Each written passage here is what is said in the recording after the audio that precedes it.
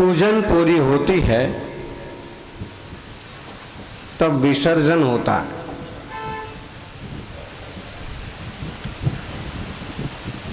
पूजन पूरी होती है तब विसर्जन होता है।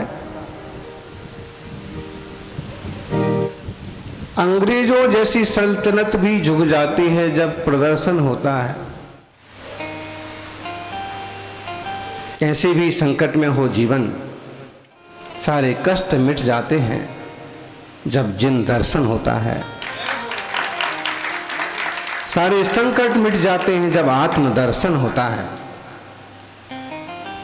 जिन दर्शन से निज दर्शन होता है। और इसलिए समय सार हमें निज दर्शन कराने की बात कहता है। कल एक युवक आए, कहने लगे महाराज जी आज का प्रवचन बहुत अच्छा लगा। हमें मालूम पड़ा कि हमारे देश में और कितने सारे श्रावकों ने देश के लिए, स्वतंत्रता के लिए आंदोलन किया। बहुत प्रेरक लगा। ऐसा प्रवचन होना चाहिए। समय सार का प्रवचन, सार का, ऐसे ग्रंथों का प्रवचन नहीं होना चाहिए। ग्रंथों का प्रवचन तो किसी को समझ में नहीं आता। अब मौन था तो क्या कहें, लेकिन ज्ञानी समझो कि तीज त्योहार पर भले वैसा प्रवचन हो, लेकिन भाव पार के लिए तो समय सार और प्रवचन सार के अलावा रास्ता नहीं है। भले उसकी गाथा मत पढ़ो, लेकिन उसका जब तक भावार्थ ना समझेंगे तब तक जीव का कल्याण नहीं होगा। शुरू में जो मुक्तक बोला, ये मुक्तक देखा जाए तो समय सार का ही सारांश है। एक तो करिए पूजन, फिर करिए विसर्जन। कहीं कोई जंजाल हो तो थोड़ा सा करिए प्रदर्शन, और अगर भव की जंजाल से दूर होना है, कष्टों से, संकटों से बचना है, तो करिए आत्मदर्शन। आत्मदर्शन जब करेंगे तब जाके जीव आत्मा परमात्मा बनेगा। स्वतंत्र हो गए, स्वतंत्रता दिवस मना लिया, स्वाधीनता दिवस। लेकिन क्या सचमुच में पूर्णतः स्वतंत्र हैं आप? विचार करिए। केवल देश की स्वतंत्रता होने से, क्षेत्र संबंधी स्वतंत्रता होने से लोग इतना उल्लास और हर्ष मना रहे हैं, हर्षोल्लास से नाच रहे हैं, गा रहे हैं, और ध्वजारोहण करके, झंडारोहण करके देशभक्ति के गीत गा रहे हैं। बड़ी अच्छी बात है। केवल क्षेत्र संबंधी स्वतंत्रता मिलने से जब इतना आह्लाद होता है, तो यदि द्रव्य, क्षेत्र, काल और भाव चारों संबंधी स्वतंत्रता आत्मा को प्राप्त हो जाए तो कितना आनंद होगा, कैसा उल्लास होगा। भाई केवल क्षेत्र संबंधी स्वतंत्रता मिली है, वो भी ऐसे नहीं मिली है। वो सिर्फ ऐसे मिली है कि आपका घर है तो आप उसमें आनंद से रहो, आपका गांव है तो आनंद से रहो, इस देश के आप वासी हैं तो आनंद से रहो, खुशी से घूम फिर सकते हो। लेकिन ये नहीं कर सकते हो कि तुम अपने घर को छोड़ के पड़ोसी के घर में जाके कब्जा कर लो। इतनी भी स्वतंत्रता नहीं मिली है। तो ये जो स्वतंत्रता केवल देश संबंधी है, जहां आप सशरीर निवास कर रहे हैं, वहां की स्वतंत्रता का इतना उल्लास है, तो सच में आत्मा का एक एक प्रदेश स्वतंत्र हो जाए, आत्मा स्वद्रव्य का, स्वक्षेत्र का, स्वकाल का, स्वभाव का, आत्मा का प्रत्येक द्रव्य, क्षेत्र, काल, भाव, कर्म और कसायों से स्वतंत्र हो जाए तो कैसा आनंद और उल्लास होगा। विचार करिएगा। थोड़ा सा अजब गजब लग रहा होगा कि कल तो दूसरे तरह की बात कर रहे थे और आज दूसरे तरह की, लेकिन समय व परिस्थितियों के हिसाब से वस्तु को और बात को और व्यवस्था को समझना पड़ता है। स्वाधीनता देश की जब इतनी सुखकारी है, तो स्वाधीनता हमारी निज गुणों की हो जाएगी तो कितनी आनंदकारी होगी। आज भी इंसान पराधीन है। अगर देश की तरफ से विचार करें तो भाषा की गुलामी अभी गई नहीं है, इंग्लिश की गुलामी तो आज भी है। कल सुप्रीम कोर्ट के, हाई कोर्ट के 7-8 वकील बैठे थे, एडवोकेट्स, और एक चर्चा चल रही थी गिरनार जी और तीर्थों की स्वतंत्रता, सुरक्षा और व्यवस्था की संबंध में। तभी उनमें से बार बार एक बात आती थी कि हमारे पास सारे प्रूफ हैं, 1000 साल 2000 साल पुराने ग्रंथ हैं, शिलालेखों के भी प्रूफ हैं। वहां जो उपद्रव चालू हुआ है केवल 100-125 साल में हुआ है, और खास रूप से केवल 20-22 साल में हुआ है, जो बदला बदली हुई है, जो मूर्तियां रख दी गई हैं। लेकिन हम क्या करें, हमारे पास सारे प्रूफ हैं लेकिन पेश करने का तरीका नहीं है, प्रेजेंटेशन नहीं है। दूसरी बात, हमारे ग्रंथ संस्कृत में, प्राकृत में हैं, ज़्यादा से ज़्यादा हिंदी अनुवाद हो गए हैं। जैसे हमारे ग्रंथ माने जैन धर्म के ग्रंथ सारी भाषाओं में हैं, कन्नड़ में भी हैं, मलयालम में भी हैं, सारी लिपियों में हैं, सारी भाषाओं में हैं, देश के अलग अलग भागों में हैं, क्योंकि हाँ, पूरे देश में जैन धर्म व्याप्त रहा है, कवि होते रहे हैं, लेखक होते रहे हैं, और कन्नड़ में भी एक से एक दिग्गज कवि हुए हैं। तिरुवल्लुवर जैसे महान तिरुक्कुलर के रचयिता जैन शासन का अनुसरण करने वाले हैं।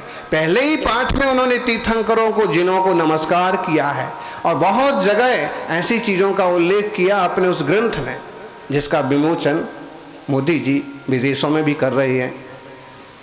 कि आप जब उसका अंतः आलोड़न करते हैं तो मालूम पड़ता है कि कितना जबरदस्त ग्रंथ है और इंसानियत के लिए समर्पित है। जैन धर्म भी इंसानियत के लिए ही समर्पित है। ये तो अजब गजब हो रहा है कि इतने महान दर्शन और धर्म को मानने वाले लोग गिनती के बचे, बाकी है तो जीव मात्र का धर्म। तो बोले हमारी संस्कृत के ग्रंथ कैसे पेश करें, हम कैसे बात करें, ना जज समझता है ना वकील समझता है। तो इसके इंग्लिश के अनुवाद करवा दीजिए, कोई इसके इंग्लिश के अनुवाद कर दे तो बहुत आसानी हो जाएगी। मतलब क्या है जज साहब, भाषा की गुलामी आज भी है।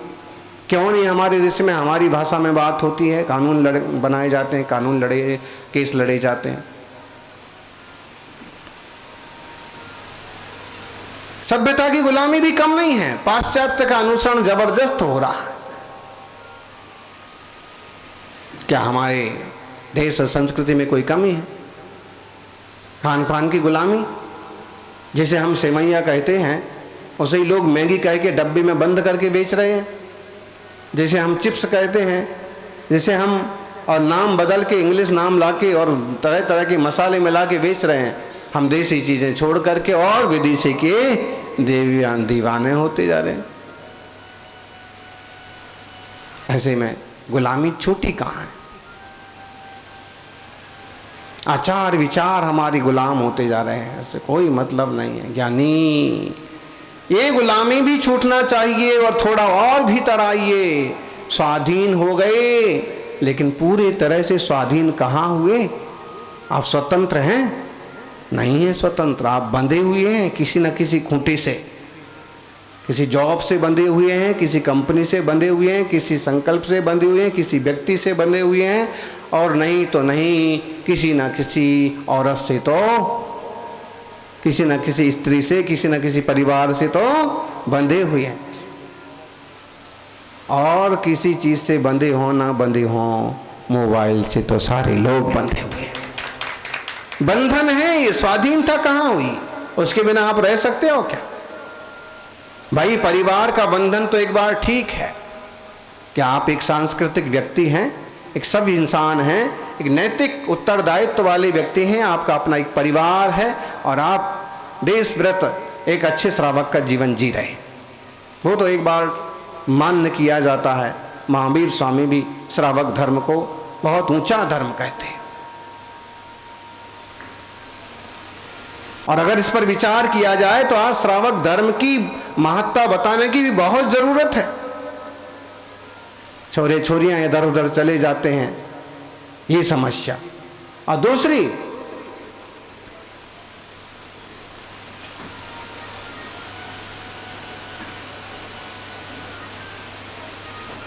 धर्म बदल लेते हैं, देश बदल लेते हैं। अरे भाई, भले साधु बनो मत बनो, ब्रह्मचर्य व्रत लो मत लो, लेकिन गृहस्थी में भी जाओ तो एक ऐसा परिवार बनाओ, एक ऐसा परिवार बनाओ कि जो परिवार वीतराग दिन शासन की ध्वजा पताका लहराता रहे, कोई ना कोई आगे आगे तैयार होता रहे। अभी देख रहे थे छोटा सा बच्चा, जयकारा गुरुदेव का।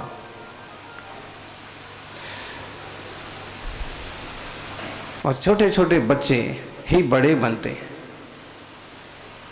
संस्कारित कीजिए। आत्मार्थियों, स्वाधीनता तो तब होगी जब क्रोध का विसर्जन हो जाए, मान का विसर्जन हो जाए, माया का विसर्जन हो जाए, लोभ का विसर्जन हो जाए और काम वासना का विसर्जन हो जाए, तो सच में स्वाधीनता हुई। वीतरागी मुनियों की स्वाधीन मुद्रा देखो, निर्विकार शांत स्वाधीन स्वरूप वो है। तब भी देश की स्वतंत्रता जितना महत्व रखती है, आत्मा की स्वतंत्रता उससे बहुत ज़्यादा महत्व रखती है। और आत्म स्वतंत्र का मार्ग बताता है जिन दर्शन, जिन वाणी, समय सार और प्रवचन सार जैसे ग्रंथ। श्रावक जीवन के लिए श्रावकाचार जानना जितना जरूरी है, आत्म कल्याण के लिए समय सार जानना भी उतना ही जरूरी है। पहचानिए, भूलिए मत।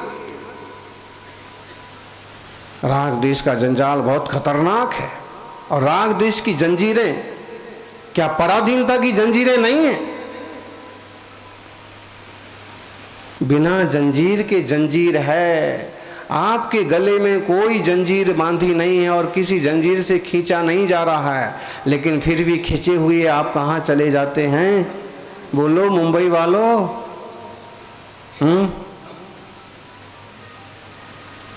दो चार दिन रहेंगे यहाँ गांधीनगर वाले?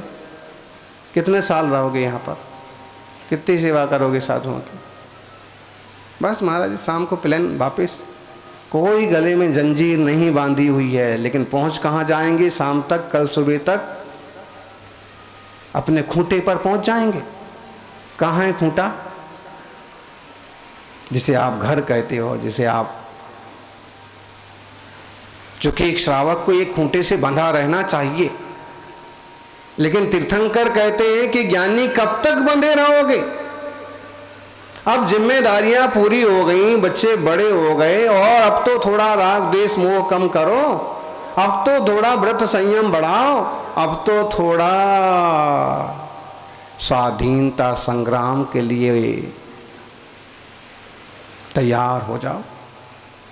स्वयं की अधीनता हो, अभी तो पर की अधीनता है, औरों की अधीनता। कहते हैं एक खूबसूरत दिल, एक खूबसूरत चित्त हजार खूबसूरत चेहरों से ज़्यादा बेहतर होता है।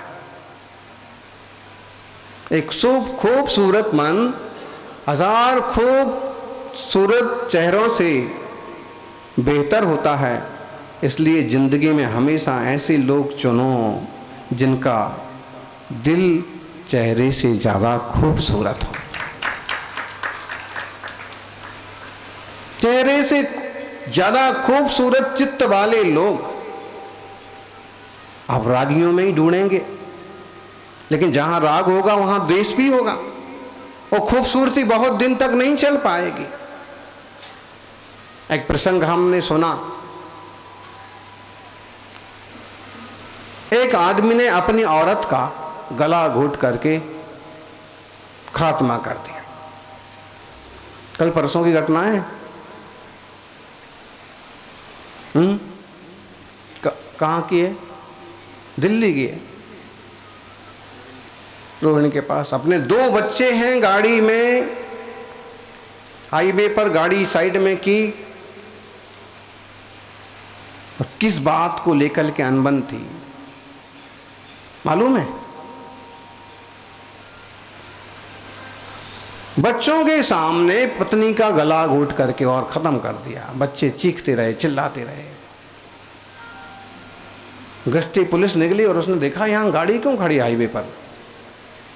तब चीखते रोते बच्चों को फिर देखा कि लाश पड़ी है। सारी बातचीत में खुल करके क्या आया सामने, आप देखिए, इतना भयंकर द्वेष।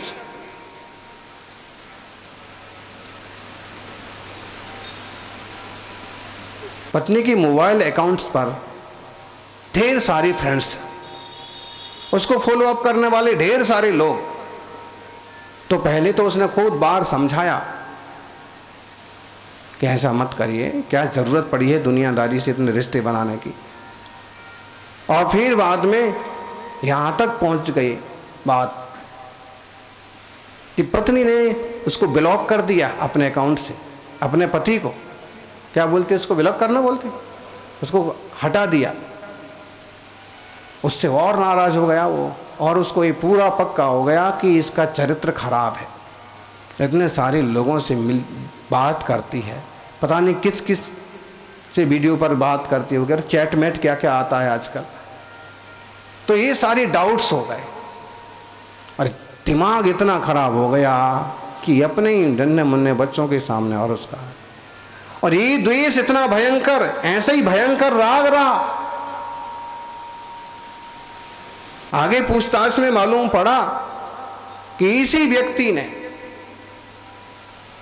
इस स्त्री से शादी करने के लिए जेल की हवा खाई। कैसे? प्यार होता है ना, प्यार हो गया होगा, बार बार वहां के चक्कर लगाना, बार बार परेशान करना। तो उसकी छोरी के घर वालों ने पुलिस में शिकायत कर दी और 6 माह की हवा जेल में खाई पूरे परिवार ने, लड़के ने, उसके माँ बाप ने। 6 महीने तक सजा पूरी होने के बाद हो गई होगी कोई बातचीत, सब मसला कोई बैठ गया, हल हो गया, और जिसने 6 महीने की हवा खिलाई उससे ही शादी हो गई। और फिर बाद में 2 बच्चे भी हो गए और बाद में किस्सा भी हो गया। क्यों सुनाइए कहानी? कहानी क्या, सच्ची घटना है, आप लोगों को हमसे पहले मालूम होगा कि राग और द्वेष कितने खतरनाक हो सकते हैं। ये भी तो पराधीनता है। उनको उनके हाल पर भी छोड़ा जा सकता था, लेकिन नहीं, बदला लूंगा, मजा चखाऊंगा।